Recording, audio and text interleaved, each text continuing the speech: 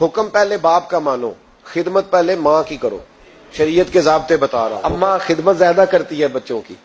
اب میں اکثر مثال دیتا ہوں، میں کہتا ہوں جب گلے میں اماں پاؤڈر ڈال دیتی ہے نا، بچے کو نہلا دہلا کے خوشبو لگا کے بڑا پیارا، اس وقت وہ بیٹا بھی ہوتا ہے، پوتا بھی ہوتا ہے، بھتیجا بھی ہوتا ہے، بھانجا بھی ہوتا ہے.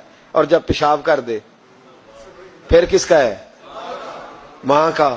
اور جب تک ہنستا ہے مسکراتا ہے پھر وہ سب کا ہے. اور جب رونے لگے جی تو ابا جی آپ تو بعد میں تو آپ بڑے سگے بن گئے، تو اب آپ تھوڑا مہربانی کریں نا، کبھی کبھی آپ بھی ذرا اس کا پیشاب اپنے گلے میں برداشت کریں، تھوڑا آپ بھی شوق کریں نا جی. مالک تو آپ ہیں، ولدیت تو آپ کے لکھی جا رہی ہے، ڈیٹیل تو آپ بتا رہے ہیں کہ میرے نام پہ درد ہے ہر چیز، تو یہاں بھی تھوڑا خیال کرو.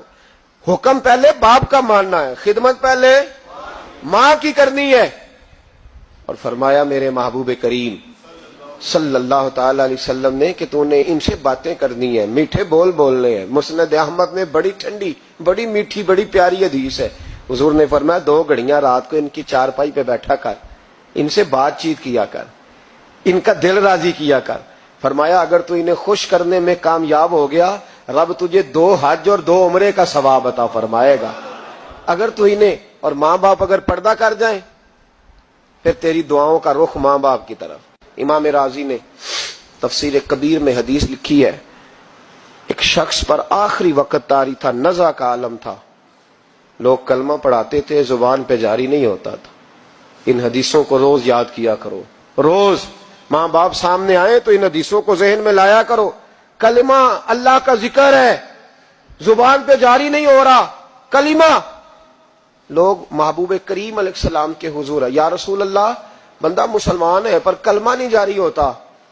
حضور نے یہ نہیں فرمایا کہ دیکھو لکنت تو نہیں، کوئی مشکل تو نہیں، کیا مسئلہ ہے، دعا کرتے. فوراً امام راضی نے لکھا ہے نبی پاک نے فوراً فرمایا پتہ کرو اس کی ماں زندہ ہے. یا رسول اللہ ہے. فرمایا بلاؤ. اماں آئی بڑی پریشان، 2 گلیاں چھوڑ کے رہتی ہے. فرمایا تیرا بیٹا ہے؟ تو ماں نے مصطفیٰ کا چہرہ دیکھا تو رو پڑی، کہنے لگی حضور میرا ہی ہے. فرمایا تو ناراض ہے؟ اماں کہنے لگی حضور بڑی ناراض ہوں، اس نے بڑے ظلم کیے، بڑی زیادتیاں کی میرے ساتھ. یا رسول اللہ صلی اللہ علیہ وسلم بڑا ستایا. تو بابو فرمانے لگے چل معاف کر دے، تو معاف کرے گی تو روح نکلے گی، تو معاف کرے گی تو کلمہ طیبہ جاری. کہنے لگی حضور میں کبھی معاف نہیں کرتی.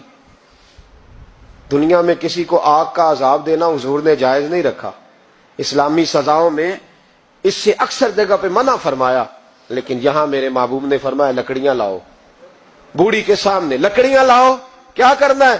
فرمایا جس کی ماں ہی ناراض ہے میں اسے زندہ جلا دوں گا، لاؤ لکڑیاں.